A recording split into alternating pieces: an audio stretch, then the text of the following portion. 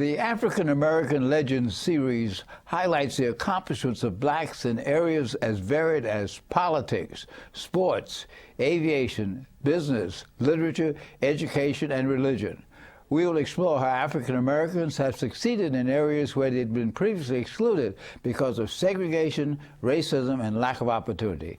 I'm your host, Dr. Roscoe C. Brown, Jr., and with us today is Earl Monroe, New York Knicks legend, number 15 in the Hall of Fame. Hi, Earl. How you doing? Nice to be here with you. Real great to be with you.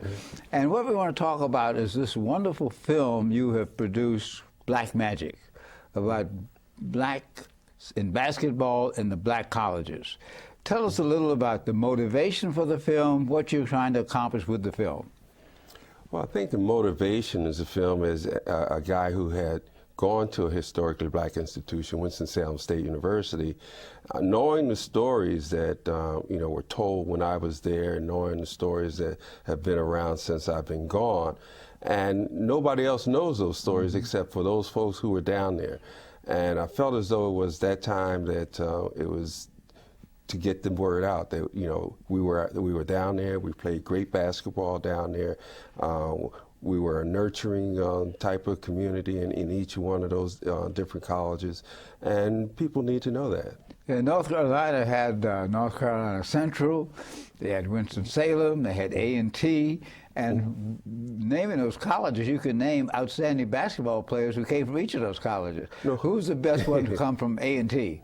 Well, from A&T, I mean, you have Al Aldous, who was there, and he's a guy who went on to be a outstanding player with the Warriors, and then coached the Warriors to the NBA championship. And he's been with, he tells the story that he's the only guy that's been with a team for 45, 50 years and still getting a paycheck. Hey, how about that? And then, of course, at North Carolina Central, John McClendon.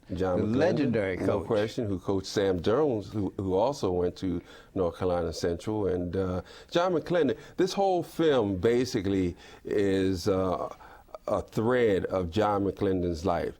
All the tentacles from John McClendon reaches out to all the people who are basically in the film. We talk about Coach Gaines, who was a disciple of his, and a guy who they went to recruit together. Obviously, that's something that wouldn't happen today because everybody has their recruiting budgets. But back in those days, there wasn't any recruiting budget, so guys had to go out together sometimes. And if coach was going to see a player of his, then Coach McClendon would stay in the car. And if it was a player for Coach McClendon, then Coach Gaines would stay in the car. So, they worked it very well. This means a great deal to me because my first job when I came out of the Tuskegee Airmen was coaching basketball at West Virginia State College with Mark Cardwell. And we used to, it was about 46, 47, and we used to scrimmage and play North Carolina Central. When John McClendon would bring those guys up there, we go down there and we have a track meet. We call it the track meet at that time. It's called basketball now. Yeah, well, John McClendon back in 1944, as we have in the film, staged what they call the forbidden game against Duke University, because back in those times, blacks and whites weren't allowed to play. It was illegal to play against each other. And they staged this game one Sunday morning on North Carolina College's campus. And it just so happened that North Carolina did knock them off 88-44. As I said, it was a track meet. No question. Well, that was John's philosophy. He wanted the ball to be shot every 9 seconds. And, when you think about it, he's the guy that really invented the fast break in the game of basketball, as well as the four corners. The four corners was, more or less attributed to Dean Smith. Dean Smith in North Carolina. Exactly. But when Coach McClendon had it, and he did it, it was called Jack in the Box. Well, Earl Lloyd, who went to West Virginia State, was the first black to actually play in the NBA, and I had the privilege of being his assistant coach. He was 6'5", 6'6". He was so tall we called him Moon Fixer. He'd be a short guy now. And we had to teach him how to actually jump because he could just reach up and get the balls. So as a result of that, he's in the Hall of Fame, you in the Hall of Fame, Sam Jones is in the Hall of Fame. It's really remarkable. And particularly today, in the days of integration, people think that things were always this way. They really weren't always this way, and African Americans had to really struggle. Now, as you do this film, what kind of reactions do you get, and where are you trying to take the film? Well, the reaction has been, extremely, gratifying. It was really something I hadn't thought would be this, this well received. I knew what we had, but I didn't know, how people would receive it. The gratification I got out of it is just immense. The people that we're trying to educate are the people who don't know anything about that. And we're talking about the young people of today. And we're talking about all those folks who went to historically white institutions, who just might have heard about those historically black institutions, but know nothing about it. And around the country as I go and people talk and see me and they talk about this film, they talk about all the great things that they learned. It's a learning experience. It's an educational film. And I got to applaud Dan Clores because, he's the director of the film, put it together per se, and, he did a masterful job. We had 250 hours of footage for this film. We cut it down to 4 hours. So there's an awful lot of, that's left on the cutting room floor. So I also have to commend the editors of the film as well. Well, of course, this is really the history of basketball, because you talked about Naismith, you talked about the changing strategy, you talked about management, you talked to first black players, you talked about the first black coaches. It really is a history of basketball, and it really, in a sense, reflects what we've done in race. At one time, 90% of African Americans who graduated from college graduated from historically black institutions. Now it's only about 37 or 38%, because the opportunities make it possible for African Americans to go to schools anywhere. But as you have said, many of the southern state schools are trying to absorb the black colleges, causing them to lose their identity. What do you think the motivation for that is, and what do you think the consequences of that might be? Well, obviously the motivation of it is to incorporate everything within the state system. And, when you're being funded by the state, all of a sudden you really become a state school. And one of the problems that happens with that is the fact that, all of a sudden we start to lose the identity. I hear now that even Winston-Salem is, might be known as, North Carolina University at Winston-Salem, which is really terrible, especially, given the history that the school has had, going from Slater Institute to Winston-Salem Teachers College to Winston-Salem State University, and trying to maintain that identity. And a lot of times in all these, historically black institutions, you have, that influx of white students that come through. But those students are transient students. They come in to try and get a good grade so they could go someplace else. And, we're trying to more or less tell, we've got great institutions. We need people who need to go there. And now if they see a film like this, that hopefully they'll say, hey, why don't we just check that school out or check this school out and see what their academics or whatever that we're looking for.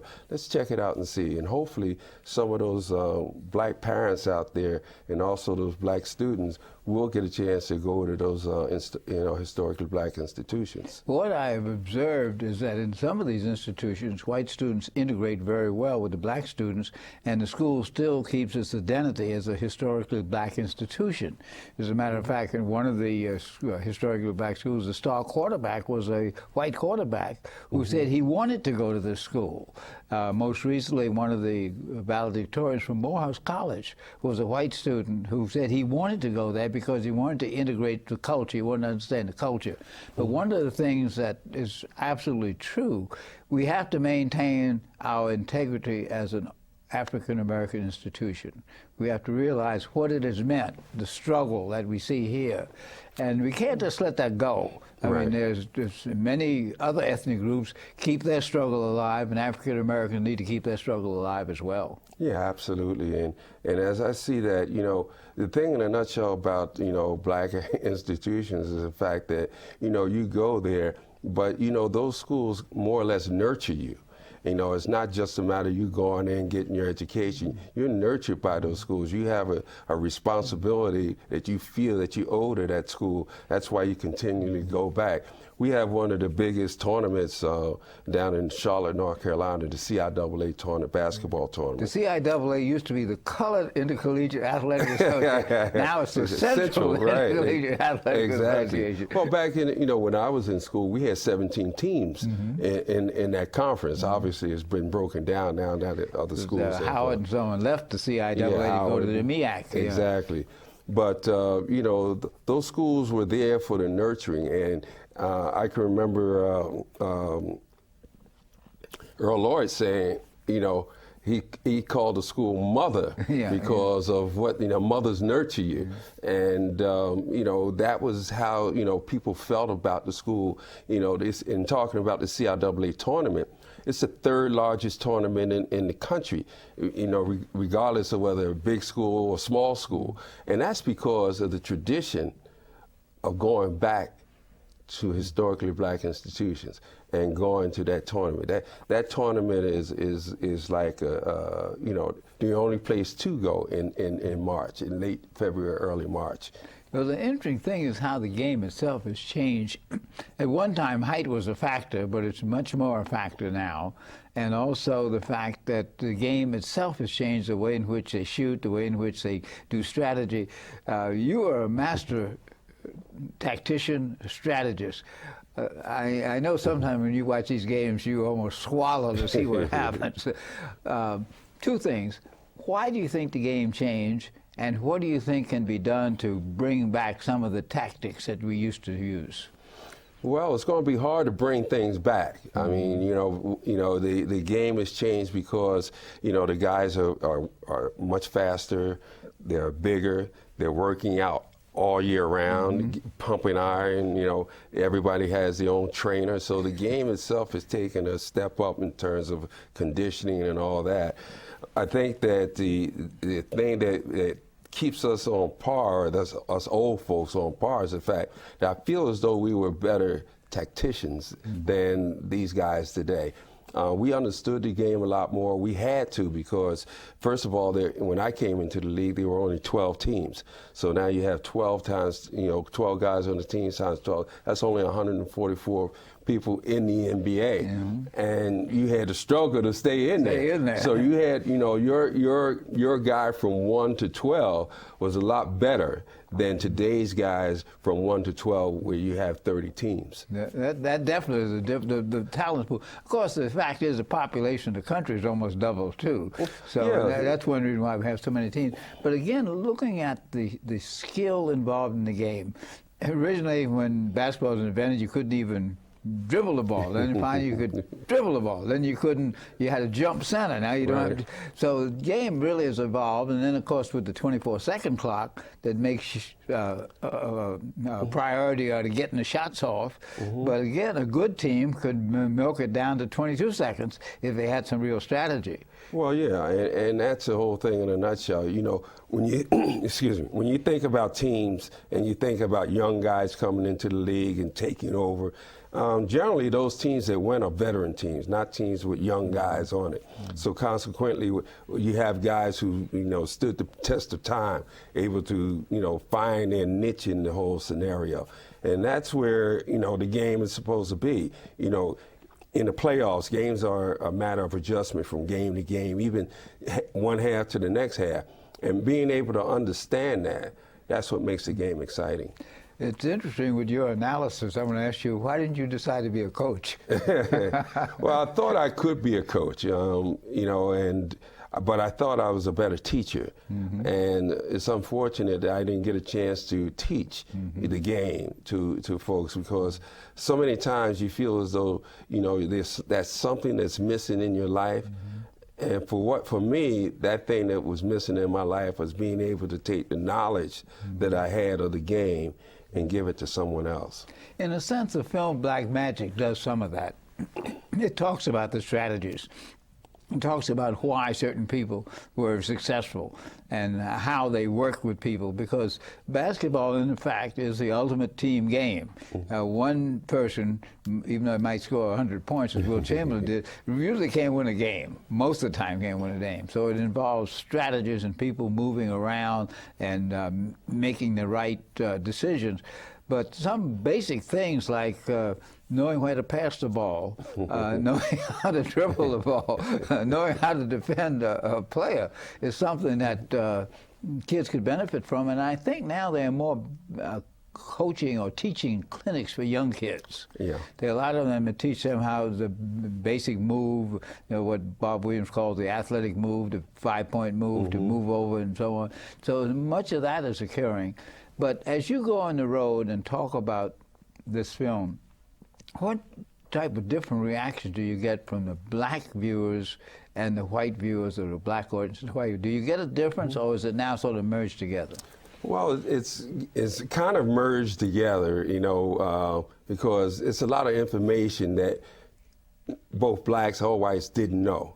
And, you know, the learning aspect of that, you know, is what really has made this, you know, film something special.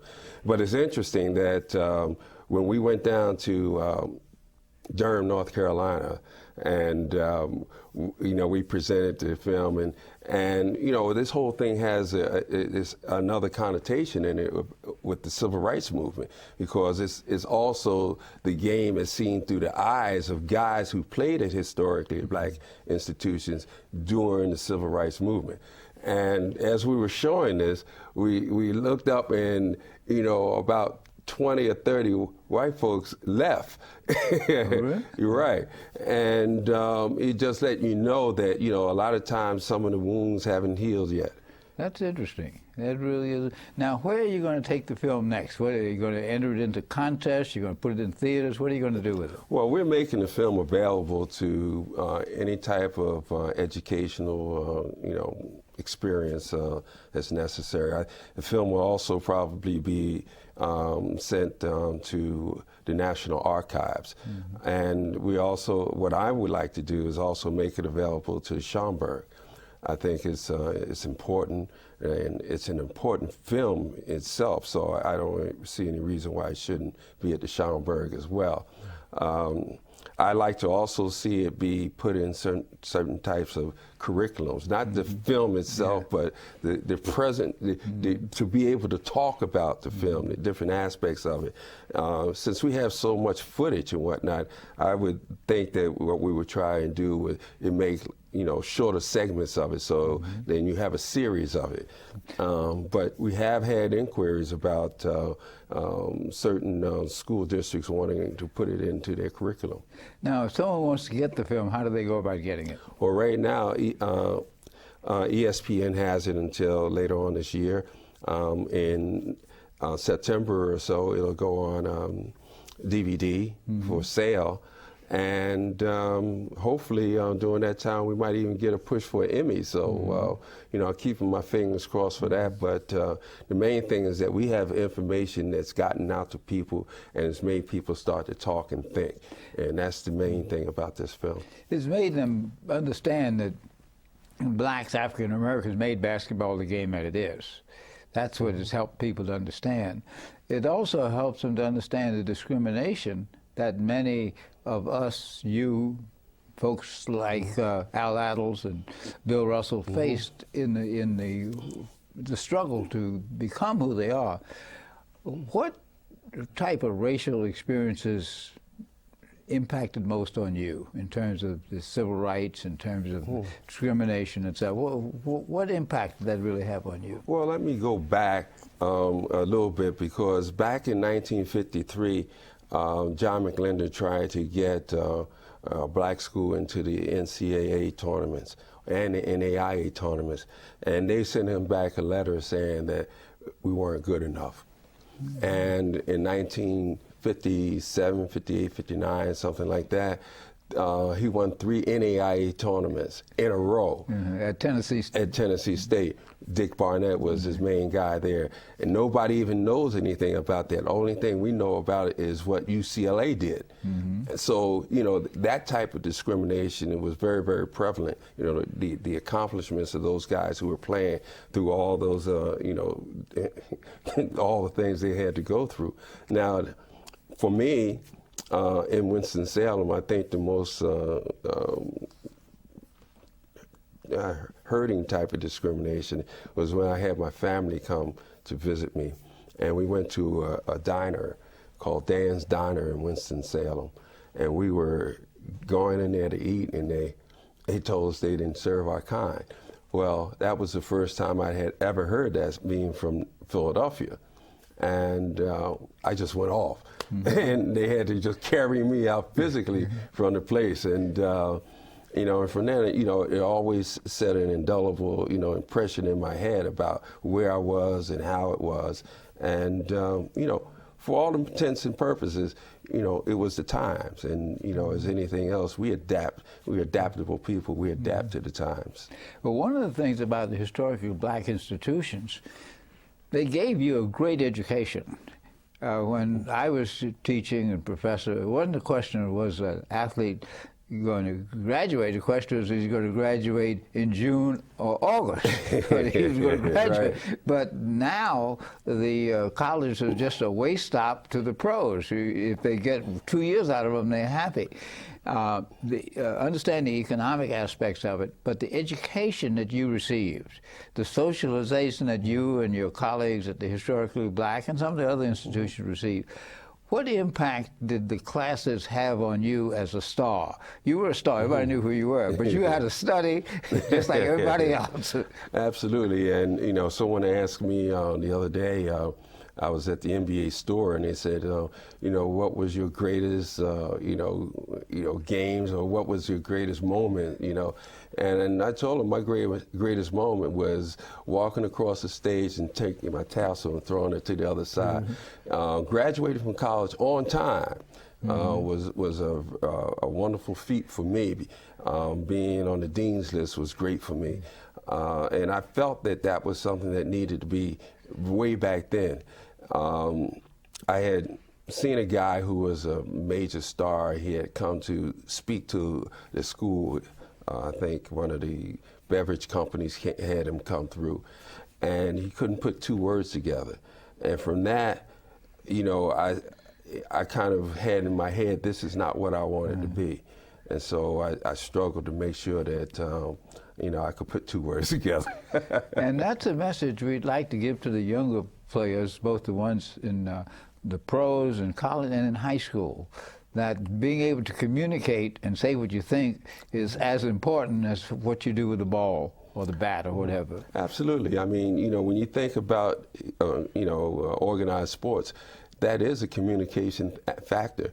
It's a fact that you're living with someone, you're playing with other people, you're communicating that way. So you have to be able to transfer, you know, what you do on the floor to what you do off the floor. And it is communication, because if we can't communicate, we can't live together. And, you know, that's the beginning of this whole thing, you know. Is it time for change? Yes. But the other thing is, there's a responsibility. When you have visibility, whether it's in being a Tuskegee Airman or being a baseball star, basketball star, or great politician, you have a responsibility. Responsibility not only to yourself, but to your race and to society. How do you think some of the athletes of today are meeting that responsibility? Well, I don't think they have the same connotation of what their responsibility is.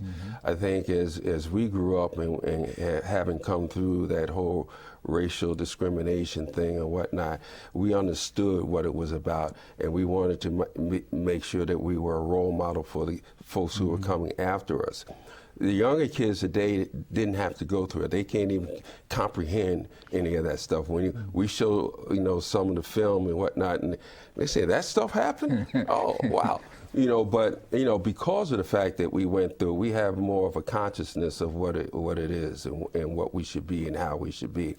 Younger guys, some of them have it, you know, and they get it from fathers and other people who've gone through it, and it stuck with them. A great example is this young kid, Chris Paul. Chris Paul, his grandfather used to be, he was right there at Winston-Salem. He's from Winston-Salem. He used to pal around with Big House. All his people went to Winston-Salem State. So he has a history of what that is and what he's done with his foundation. He's going back and he's giving back to Winston-Salem State, even though he went to Wake Forest. And, here's a guy who understands, what it is. And he's a great role model for young people that are playing the game today.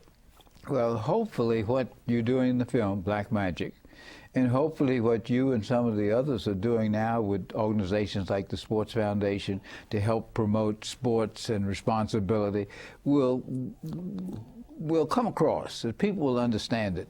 I think people in our generation, your generation in particular, do understand it. The question is, how do we get this message to those in the younger generation? So as we come to the close of the program, I want to congratulate you on Black Magic. Even though West Virginia did beat Winston-Salem a few times, it was a great opportunity to talk with you. Today on African American Legends, we've been talking with Earl Monroe, number 15 of the New York Knicks, about Black Magic, about black basketball and black's contribution to the great sport of basketball. Thanks, Earl, for being with us today on African American Legends. Thank you.